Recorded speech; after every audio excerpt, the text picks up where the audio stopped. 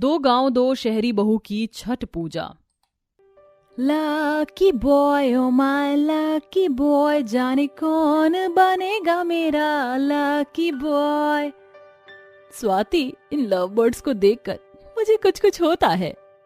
अबे अंजलि, इन love birds को देखकर होता तो बहुत कुछ है, पता नहीं हमारे सपनों का शहजादा कहाँ होगा।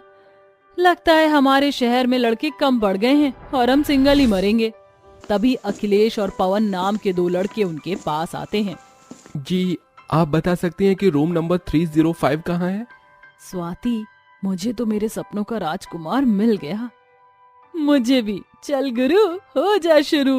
स्वाति अंजलि उन्हें कॉलेज का रूम दिखा देती हैं। ये आ गया तुम्हारा क्लास। आप दोनों का शुक्रिया। सिर्फ शुक्रिया से काम नहीं चलेगा बच्चों, दोस्ती करनी पड़ेगी। फ्रेंड्स। ऐसे ही समय बीतता है और पवन और अखिलेश शहर की स्वाति और अंजलि के प्यार में पड़ जाते हैं और शादी कर लेते हैं और उन्हें अपने गांव लेके आते हैं।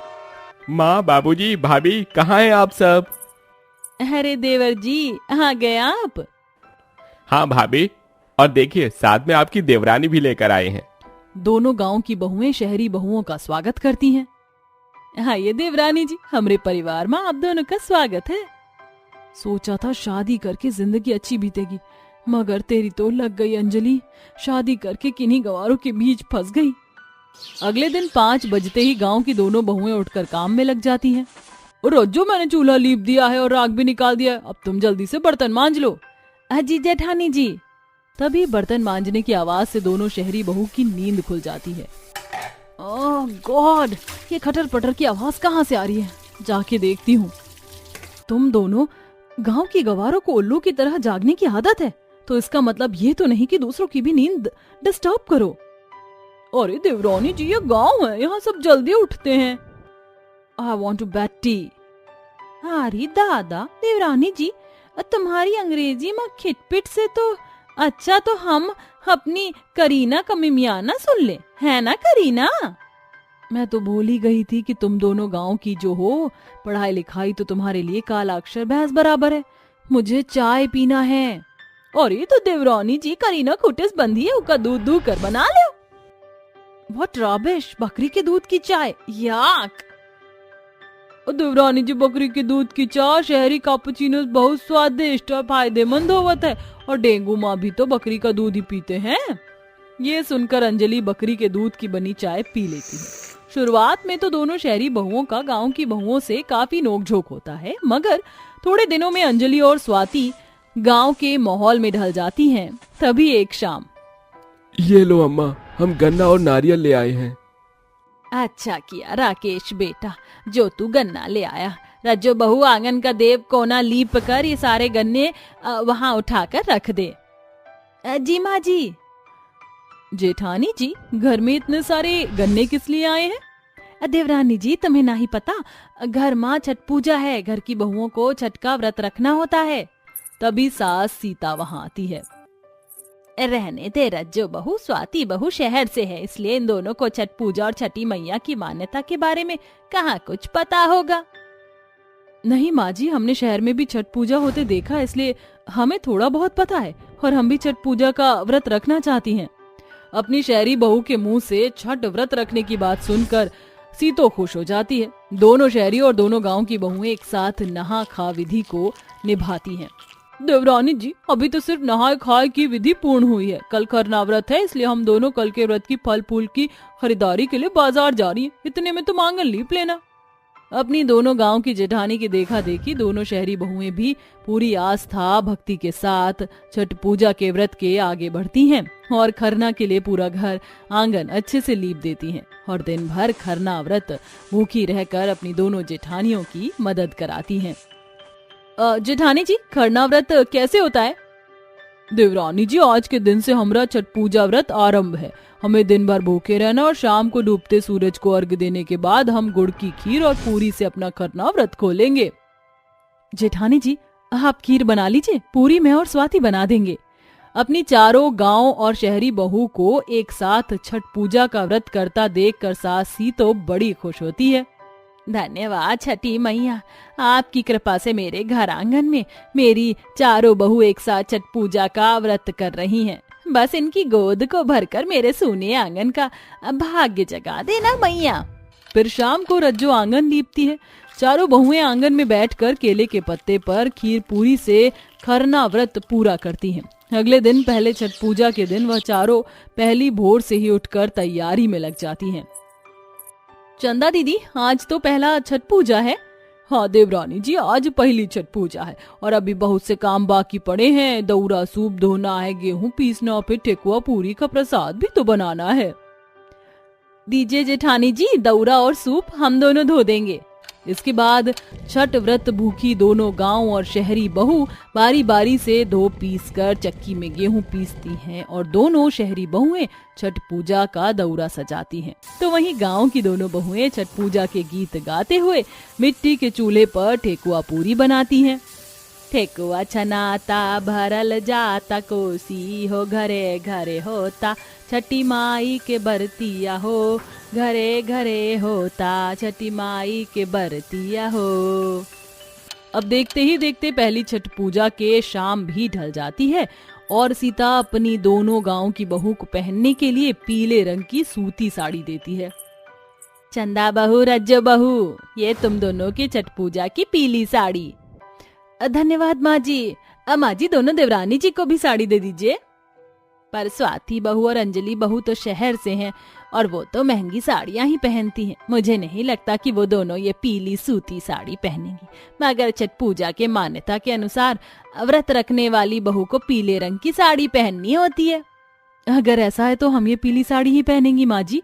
हमने छठी मैया का ये व्रत पूरे मन से रखा है, इसलिए हम दोनों छठ पूजा की कोई भी मान्यता या परंपरा नहीं तोड़ेंगी। छठ पूजा को लेकर अपनी शहरी बहू के मन में आस्था भरी देखकर सीतो और साथ में रज्जो और चंदा भी बड़ी खुश होती हैं। इसके बाद वह अपने गांव की जेठानियों की देखा देखी 16 श्रृंगार करती हैं और पैरों में आलता भी लगाती हैं। साथ ही चारों के पति टोकरी माथे पर उठा लेते हैं और चारों बहुएं एक साथ छठ घाट आकर पानी के बीच खड़ी होकर सूर्य को अर्घ्य देती हैं। हे छठी मैया, हे आदित्य देव, यदि हमने पूरे मन से ये छठ व्रत किया है, हमें इसका फल देना माँ।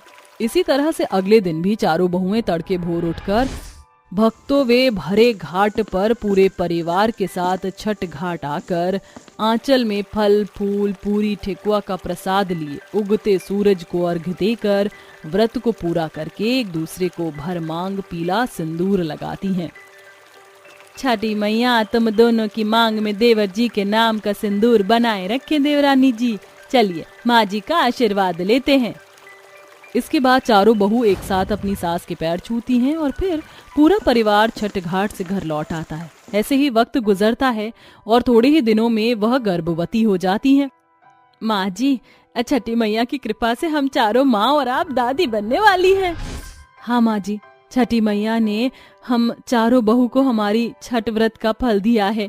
थोड़े दिनों में हमारे आंगन में खुशियों की किलकारियां गूंजने वाली हैं। ये सुनकर सीतो की खुशी का ठिकाना नहीं रहता और उसकी आंखों में खुशी के आंसू भर आते हैं। क्या सच में दूधो नहाओ पूतो फलो बहू, मेरे घर आंगन में छठी मैया की कृपा हुई है। आज मैं बड़ी खुश हूँ। आखिर मेरी शहरी और गांव चारों बहुओं की गोद एक साथ भरने जा रही है। छठी मैया जाते जाते चारों बहुओं के भूखे प्यासे छठ व्रत रखने की भक्ति को देखकर फल स्वरूप में उनकी गोद भरकर जाती हैं। अगले साल दोनों शहरी और गांव की बहुएं कोशी भरकर और भी बड़ी धूमधाम से छठ पूजा करती हैं। छठी मैया की महिमा अपरंपार है। जो कोई भी भक्त सच्चे मन से छठी मैया का व्रत करता है, वह कभी निष्फल और निराश नहीं रहता। लक्ष्मी रसोई में खाना बना रही होती है। वही स्वाति अपनी माँ रोमा और भाई विराट के साथ खाने की मेज पर बैठी हुई अपने भाई और माँ को भड़काते हुए कहती है, पता नहीं ये काली कलूटी बैंगन लूटी किचन में क्या कर रही है। मम्मी, अब मुझसे और भूख बर्दाश्त नहीं होती। अरे ओ कल्लो, बना नहीं तेरा नाश्ता। मेरी बेटी की भूख मर जाएगी, तब ले आएगी क्या नाश्ता बनाकर। बस लाई माँ, विराट को बैंगन का भरता बहुत पसंद है। वो खाने में बैंगन का भरता देखेगा तो कितना खुश होगा। फिर शायद उसके दिल में उसकी इस काली बदनसीब बहन के लिए थोड़ी जगह बन जाएगी। आंसू पहुंचकर लक्ष्मी जल्दी से मेज पर नाश्ता लगा देती है। तभी खाने में बैंगन का भरता देखकर उसका भाई विराट चिढ़कर उसे बहुत बुरा भला कहता है। ये क्या बनाया है तूने? बैंगन का भरता बनाया है विराट। ये तो तुम्हें बहुत पसंद है ना, मैंने सोचा तुम इसके साथ भरपेट खा लोगे। पसंद था पर अब नहीं। ये बोलकर विराट मेज से उठ जाता है। तभी आंसू भरी आंखों से लक्ष्मी उसे रोकते हुए कहती है, विराट मेरे भाई, मैंने बड़े प्यार से ये बनाया था, अपनी इस बहन का दिल रखने के लिए थोड़ा सा खा ले। गुस्से में विराट लक्ष्मी को झंझोड़ते हुए दांत पीस कर बोलता है, कितनी बार कहा है ना तुझे अपनी काली जुबान से मुझे भाई मत कहा कर।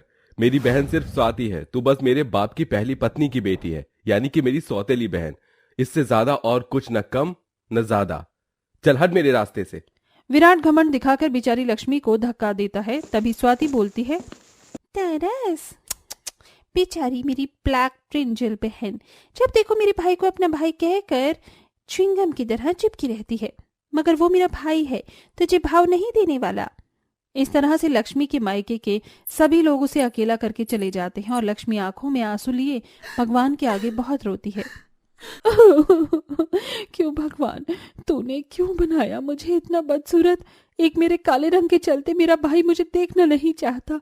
कोई बात नहीं, थोड़े दिन में भैया दूज आने वाला है। थोड़े दिन में भैया दूज आ जाता है। विराट बड़ी ही खुशी से अपनी गोरी बहन स्वाति के साथ भैया दूज मनाता है। स्वाति तिलक करके उसे नारियल देकर कहती है, चलो विराट भैया, निकालो मेरा भैया दूज का नेक। लाई भी हो या भूल गए? लाया हूं। भला ये भाई अपनी इकलौती गोरी बहन के भैया दूज का गिफ्ट लाना कैसे भूल सकता है, हैं? ये लो। नेक में विराट स्वाति को बहुत ही महंगा सा ब्रेसलेट देता है। Wow, it's so pretty, thank you भाई। स्वाति, अगर तुमने तिलक कर लिया हो तो अब मुझे भी तिलक कर लेने दो। इसके बाद आरती की थाली लिए लक्ष्मी आगे आती है। तभी विराट उठ जाता है। मुझे ऑफिस के लिए देर हो रही है माँ, मैं चलता हूँ। चले जाना भैया, बस मुझे भी तिलक कर लेने दो, आज भाई दूज है ना। विराट गुस्से में तिलक की थाली जमीन पर गिरा देता है। जैसे ही लक्ष्मी थाली समेटने के लिए जमीन पर हाथ रखती है, वो उसके हाथ पर पांव रख देता है। माँ, मेरा हाथ। क्यों मेरी काली बहन, मना लिया भाई दूज तो अब अपने भाई का आशीर्वाद भी ले ले। चल मेरे जूते साफ कर। अपने दुपट्टे से लक्ष्मी उसका जूता साफ करती है। फिर एक दिन, माँ, हम इस काली कलूटी बैंगन लूटी को अपने घर में क्यों झेल रहे हैं? इसकी शादी कर दो। ठीक है विराट, वैसे भी पंडित जी ने रिश्ता भेजा है, उन्हें दहेज भी नहीं चाहिए। इस मनहूस की शादी मंदिर से ही कर देते हैं, इससे दहेज और शादी दोनों का खर्चा बचेगा। अपने मायके वालों की ये बातें लक्ष्मी के दिल पर लगती हैं और उसकी शादी अर्जुन से हो जाती है। तभी विदाई के वक्त वो सोचती है, आज मुझसे मेरे मायके का घर आंगन छूट रहा है, पता नहीं किस्मत में आगे क्या लिखा है। उम्मीद मत लगा लक्ष्मी, तो जैसी काली बदसूरत लड़की की जिंदगी में खुशियां लिखी ही नहीं है। जिस मायके में बचपन बीता, जब मेरे अपने ही अपने ना हो सके, तो ससुराल में भी दुख ही झेलने होंगे। ये सोचते हुए जैसे ही लक्ष्मी ससुराल पहुंचती है, तो उसका ससुराल बड़ा बंगला होता है, जहां सास ससुर जेठ जेठानी देवर सभी उसके स्वागत में खड़े होते हैं। तभी ससुर आलोकनाथ मुस्कुराकर कहते हैं, अरे भाई ममता जी, देख क्या रही हो? हमारे घर की लक्ष्मी का गृह प्रवेश कीजिए। जी बहू, इस कलश को गिराकर अंदर आ जाओ, मैं तुम्हें सभी से मिलवाती हूँ। हमारे परिवार में आपका स्वागत है देवरानी जी। मैं हूँ आपकी जेठानी उपासना, और ये आपके जेठ जी, और मैं हूँ आपका इकलौता देवर लक्ष्मी भाभी। क्या जमाना आ गया है, बहू के आते ही बेटे को तो कोई पूछता ही नहीं। अपने ससुराल वालों का प्यार भरा स्वागत पाकर लक्ष्मी का मन खुशी से भर जाता है और बहुत जल्द वो उनके बीच घुल मिल जाती है। वहीं स्वाति की भी शादी बहुत बड़े घर में होती है। अब भाई दूज का दिन भी आने वाला होता है। भाई दूज के दिन सुबह ही पीहू अपने दोनों भाइयों को तिलक करती है। चलिए अब जल्दी जल्दी से मेरा भाई दूज का नेक निकालिए मेरे प्यारे भैया राजा। हाँ देता हूँ मेरी छुटकी, ये ले। Apple phone.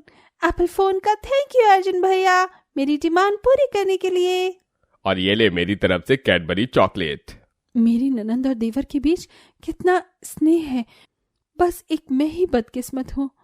ये बोलते हुए लक्ष्मी की आंखों में आंसू आ जाते हैं और वो भाई दूज की सुबह से लेकर शाम तक पलके बिछाए अपने भाई का इंतजार करती है। वहीं दूसरी तरफ, माँ इतनी देर हो गई, स्वाति मुझे तिलक करने नहीं आई। विराट स्वाति को फोन लगाता है। हेलो स्वाति, तू अभी तक आई नहीं? मैं सुबह से अपने हाथों में तेरा तोहफा लिए बैठा हूँ। ओह विराट भाई, तुम बोल तो ऐसे रहे हो जैसे मेरे लिए हीरो का हार खरीदा हो। है इतनी हैसियत अगर तो मैं आ जाती हूँ। स्वाति, भाई दूज को भाई बहन के प्यार भरे रिश्ते के लिए तू इसे रुपयों से तौल रही है? ओ प्लीज भाई, मुझे तुम्हारा भाषण नहीं चाहिए, मैं नहीं आने वाली। ये कहकर स्वाति घमंड से फोन काट देती है। वहीं दूसरी तरफ भाई दूज की शाम लक्ष्मी अपने भाई की तस्वीर को ही तिलक करती है। मैं जानती हूँ भैया, तुम मेरी शक्ल भी नहीं देखना चाहती। तुम न सही तो मैं तुम्हारी तस्वीर को ही तिलक कर दूंगी। तभी अचानक उसके हाथ से तस्वीर गिरकर टूट जाती है और कांच लक्ष्मी के हाथ में लग जाता है। लक्ष्मी, तुम ठीक तो हो? कितना खून बह रहा है? अर्जुन जी, देखिए ना, मेरे भाई की तस्वीर टूट गई। अब मैं भाई दूज किसके साथ मनाऊं जब भगवान ने मुझे एक ही भाई दिया है। आरती की थाली लिए हुए आयुष कमरे में आता है। किसने कहा भाभी कि आपका सिर्फ एक भाई है? देवर भी भाई ही होते हैं। अपने इस भाई को तिलक नहीं करोगी लक्ष्मी भाभी? ये सुनकर लक्ष्मी की आंखों में भरे आंसू बहने लगते हैं और वो अपने देवर को तिलक करके नारियल देकर भराई आंखों से कहती है, भगवान करे आज भाई दूज के दिन आपको मेरी भी उम्र लग जाए। देवर जी, जरूर पिछले जन्म में मैंने कोई पुण्य किया होगा जो मुझे इतना प्यार करने वाला ससुराल मिला है। ससुर के रूप में पिता, सास के रूप में माँ, जेठानी के रूप में बड़ी बहन। बस एक ही कमी थी, भाई की। वो आज भाई दूज के इस दिन पर वो कमी भी पूरी हो गई। चलिए अब मेरा नेक निकालिए। यहाँ नहीं भाभी, नीचे चलिए। आयुष लक्ष्मी की आंख पर पट्टी बांधकर नीचे ले जाता है और पट्टी खोलता है। जैसे ही लक्ष्मी आंखें खोलती है तो सामने उसका भाई विराट सोफे पर बैठा होता है। अपने भाई को भाई दूज के दिन अपने ससुराल में देखकर उस काली बहू की खुशी का ठिकाना नहीं रहता और उसकी आंखों से झरझर आंसू बहने लगते हैं। कैसी हो दीदी? अच्छी हूँ भैया। अपने भाई को माफ कर दो दीदी। मैंने तुम्हारे स्नेह को देखा ही नहीं, बस हरदम तुम्हें काले रंग के लिए कोसता रहा। और जिस बहन को दिल से अपना माना वो दौलत की चमक में जाकर खो गई और अपने भाई को भी भूल गई। देखो ना, तुम्हारा भाई का माथा सूना है। मुझे तिलक नहीं करोगी दीदी? हाँ करूंगी, जरूर करूंगी मैं अपने भाई का तिलक। ये कहते हुए आंसू पहुंचकर बड़ी खुशी से लक्ष्मी अपने भाई को तिलक करती है और नारियल देती है और विराट भी उसे उपहार देता है। काली बहू की खुशी देखकर लक्ष्मी के ससुराल वाले भी बहुत खुश थे। इस तरह से ससुराल में काली बहू की भाई दूज मायके से बहुत अच्छी बीतती है। कुछ रिश्ते खून के नहीं होते, मगर कभी कभी दिल के रिश्ते भी उन पर भारी पड़ जाते हैं।